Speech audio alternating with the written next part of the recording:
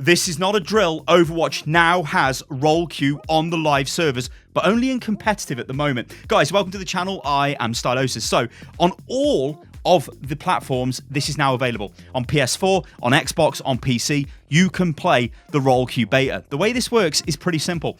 It's a 2-week period where you get to, well, test the role queue. It's also for Blizzard to collect some valuable information, because if you look at the PTR server, yeah, it's a PTR. It doesn't have the best player population. Live obviously has loads of players, so it's a great place to test this out. So I actually like what Blizzard are doing here with this sort of mini kind of beta period. And also, in a way, this is sort of like a console PTR, in a way. It lets the console players experience stuff before it goes live, even though, well, I know this is on live, but you guys get what I'm saying. So yeah, cool. So after this 2-week period, it will go to the next competitive season, and we will get role queue. There'll probably be some tweaks when Blizzard get information and data back from this test period, but it's going to be absolutely awesome. So yeah, this is a brave new world. You guys can tell, like, I'm literally out of breath recording this video. I'm so excited. Like, this is just awesome. We've almost been wanting this for years and years and years, and because it's finally here, it's cool. Okay. What I want to do in this video, though, is go over the changes, because this is a massive patch, and we've covered some of this stuff in the past, but I want to give this kind of like a refresher, because there's a lot of changes, guys, that have hit the game. So let's get stuck into this. Obviously, the main one is role queue. It's here, it's live, it's beautiful. You can go out and play 5 placement games for each individual role. You have specific SR for each role, which again is incredible. You guys are watching a bit of me playing my very first support game here. I'm just kind of playing a bit of Moira, a bit of Lucio. I think I played towards the end, a bit of Zen. Hilariously, the enemy team has a lever, so some things are not fixed by role queue, but yep, welcome to Overwatch. Anyway, so yeah, role queue, big thing. Sigma is here. Now, Sigma is only available in quick play, in the arcade and all of that. He's not playable in competitive just yet. This is typical. He'll probably be available in a couple of weeks' time, which is fine. Most likely at the start of the next season when the role queue beta finishes. We get a bunch of general updates. So endorsements, you can now endorse players in the following game modes: Mystery Heroes, No Limits, Deathmatch, Total Mayhem, Low Grav, all PvE event game modes. So Uprising, Retribution, Storm Rising, and all of that lovely stuff. There's a little bit of a change to Mystery Heroes as well. So on control maps, heroes now reset between rounds. That's cool. There's some workshop changes, which I'm not going to go over in this video. A lot of it is very technical. So stuff like start transforming throttle, stop transforming throttle, which are new actions. That doesn't mean anything to me. I'm not a workshop dev. But yeah, there's a bunch of changes there, which probably mean a lot to the guys out there that use the workshop. Hero updates. This is kind of what we want to get stuck into, because, of course, we've got the Brigitte REWORK is on the live servers. We have got the Reinhardt mini rework, I guess we can call it, the Hanzo nerf, the Ash buff. There's a lot of stuff here. So this is what we've got. Global ultimates cost increased by 12%. That means less ultimates in your game. It means more emphasis on play-by-play. It means less emphasis on just saving your ultimates and everybody pressing Q. You can't do it as often now, which is great. It means there's more of a window for you to sort of pop off, do a really cute play, a cool play, and that's cool. It's good for the game, and it sort of slows the game down a little bit, makes it a bit more manageable. That's really, really cool. But don't forget, Brigitte has an additional nerf as well, so her rally is 10% slower at charging, and 12% on top of that 10% because of the global ultimate cost increase, which is probably to offset her increased healing, but we'll get onto that in a second. Now, there's another interesting change here, and this is a Zarya and Symmetra beam weapons. So there was a bug which meant that full damage was not being dealt by abilities that quickly acquired and lost targets. So like a fully charged Zarya beam or a fully charged Symmetra beam. Now, you do a lot of damage with these heroes when they're fully charged. If you guys played on the PTR, you would have felt this and you would have seen it. I think I covered this in a video, but Zarya is insane. Like, she would just like delete a Genji from existence if she had 100% like charge and she just fired at him. He dies really fast. So yeah, it's a massive fix. The devs say it's a huge bug fix, and it's going to probably affect those heroes very, very well. So go out, check the heroes out. It's going to be like, well, it's going to be awesome. The other thing as well is slowing effects. Now, this is really cool. So what happens with slowing effects is, instead of stacking together, friendly and hostile slowing effects are now separate. And movement speed will be determined by whichever is slower. Now, what this means in English is, if you're Reinhardt and you've got your barrier deployed and you're walking forward, you move at the barrier deployed speed, right? That's Reinhardt's speed. But then if you got hit by Mei's slow, if you got hit by Symmetra turret, you would just slow even more, and then you'd get stuck and, well, it'd be bad times. Now, you only move at the slowest rate that's currently on you. That kind of doesn't make sense, right? But if you've got your shield out, you're walking forward, and there's Symmetra turrets in the choke, let's say Volskaya first point, you can just walk through it without slowing down or getting slowed down by the turrets. Now, if Mei's freezing you, you can keep walking through until Mei freezes you, and then you'll stop because you froze.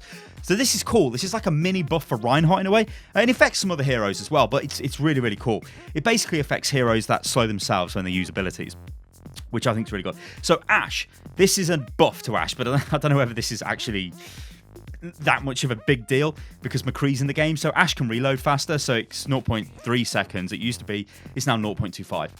Yeah, I mean, most of Ashe's time is spent reloading, so yeah, I kind of like this. Brigitte, now this is the massive one. This is the Brig rework. I'll go over this quickly and then we'll just leave it at that because we still need to work out how this works. So healing amount from Inspire, which is the passive, is increased from 100 to 130, and self-healing from Inspire is halved.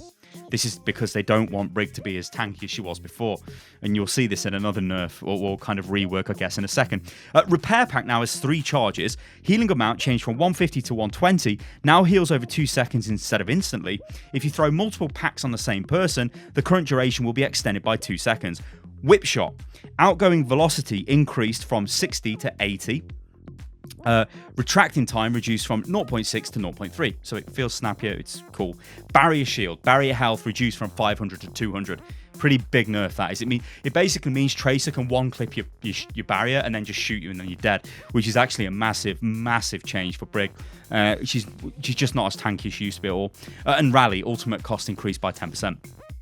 Diva, so pilot ultimate cost reduced by 12%. This is to offset the changes of the 12% increase to global ultimates because, well, it's an ultimate, isn't it? When Diva gets demeched, she has to charge her ultimate up to get back in the mech. And yeah, if that took longer, that's like a massive nerf to Diva, so they balanced that back out. That's cool, that's fine. Doomfist, quick melee no longer pauses ammo reload, and the dev's comments on this are, this is a quality of life change which allows Doomfist to more freely use quick melee as part of his combos without feeling punished for it. Cool.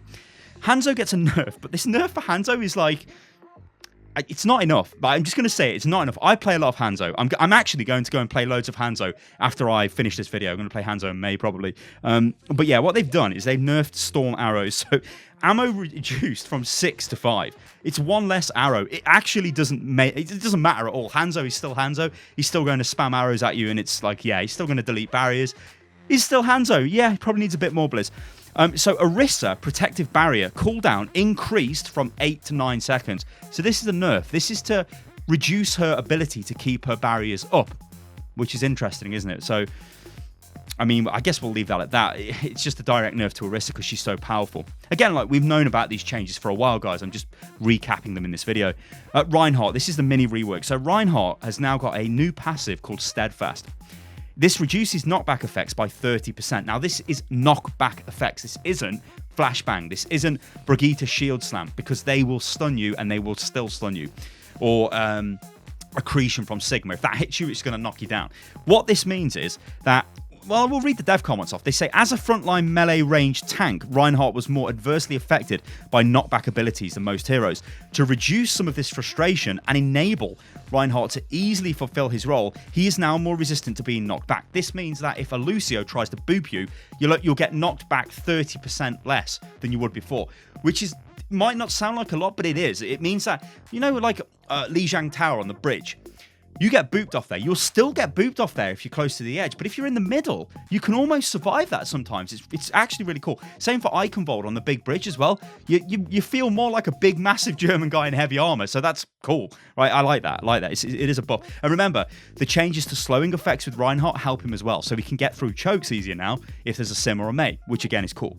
Of course, Mei will probably just put a wall in your face and then you've got a big problem. Anyway, let's move on. So I'm trying my best, guys, to cover these as fast as possible, because there's a lot of changes here and I don't want the video to just go on for like 20 minutes while we're going over it. So Sombra, hack, duration on enemy players reduced from 6 to 5 seconds. This is a nerf. EMP, activation time increased from 0.2 to 0.35 seconds. Now, this is to try and make Sombra's EMP something you can play around. You still can't though, guys. If Sombra wants to EMP you, if she goes invis and then throws the translocator into your team, jumps in and presses EMP, you're going to get EMP'd. You're not going to be able to stop this. This is an attempt by Blizzard to give you a little bit of a window, but it's so fast and so short, it honestly doesn't really do anything, I don't think. So she's still going to be okay. Now, Symmetra, she has a bit of a mini change as well. So Symmetra's teleporter now lasts an infinite duration until destroyed. Players can destroy their teleporter with the ability to input. Cooldown now starts when the teleporter is destroyed. Maximum range increase from 25 to 30 meters. Teleporter is destroyed if the entrance is more than 40 meters from their exit. Now, this is a bit controversial because people like the old sim turret, the old sim teleporter, because what you could do is drop the turrets on the floor, put your teleporter on top of them and throw them into the back line. You can still do that now, but it's not as easy to do it because you're sort of, yeah, you're waiting for the cooldown to start when the teleporter gets destroyed. Now the devs are kind of saying, look, we want you to set this up and leave it. Set the teleporter up. It's something that you're going to use as a permanent flank or whatever, or to get to the high ground. I don't know. To me, it feels a bit less dynamic, but I'm not a Symmetra player. So if you guys are in the comments below, let me know what you think about that. It'd be interesting to see. Tracer. Okay, Tracer gets a buff. Pulse Bomb gets the damage increase from 300 to 350. Now, there's a very interesting thing with this. This means you can instantly kill a Bastion with a Pulse Bomb. But also it means you can blow up tanks and do a lot of damage to tanks with this, which is really good. Tracer, not in the best place right now because of the way the game's kind of gone. So any buff Tracer can get is good for her, but yeah, very interesting. The devs actually do say that, you know, this should help with Bastion or enemies with bonus armor like a Brig. You can just chuck the Pulse Bomb on it and you know you're going to blow her up. It's actually really huge. But I think Trace is actually really good against Brig now. Like I said, she can burn down Brig's barrier because it's only 200 HP with one clip, which is, well, ridiculous. Wrecking Ball. Okay, so this is a funky one. So Wrecking Ball, Minefield, increase projectile speed from 10 to 12, causing the mines to spread out more. Reduce the activation time from 0.25 to 0.1 seconds. And the devs say about this, Wrecking Ball has a very active playstyle, but it often felt difficult to make good use out of his ultimate. This change allows him to spread out his minefield further if he wants, especially from high in the air, while still allowing for a tighter cluster if he activates it near the ground. So this just means when you're in the air, you're going to throw your mines everywhere, and you almost like if you visualize the point on, I guess, Horizon Lunar Colony, the final point, you can just cover the whole point now, like the entire point. Like I mean the area, so it's like spreads out from the point. It's pretty crazy. So yeah, I think that's pretty cool. Okay, and there's a bunch of bug fixes here. There's a lot. I'm not going to go over them in this video because we would be here forever. The one thing to take away from this, though, is Doomfist gets a ton of really good fixes that are bug fixes, but they make him smoother and better to play, which is really cool. So we might see more Doomfist coming back into the game now. Doomfist has always been quite strong, but yeah, I think he's probably going to be in a bit of a better place, which is good for Doomfist. Again, guys, what I'm going to say is I'm linking to all of this in the description of the video if you want to check them out, because there's a lot for like Wrecking Ball, Zarya, Zen, Orisa, Lucio, Diva, a lot for Doomfist, Ashe, there's map changes, there's a lot. But there you go, guys. This has been as fast as I could make it, cover, or I guess recap of the changes that are now on the live server. Get out there and play Role Queue and tell me what you think. Guys, I've been Stylosa, this is Unit Lost. If you enjoyed the video, remember you can follow me on Twitter, which is @Stylosa. Like the video as well if you do like it, guys, because that helps a lot. And subscribe to the channel and tap the bell, and I'll catch you lovely lot on the next one. Toodaloo.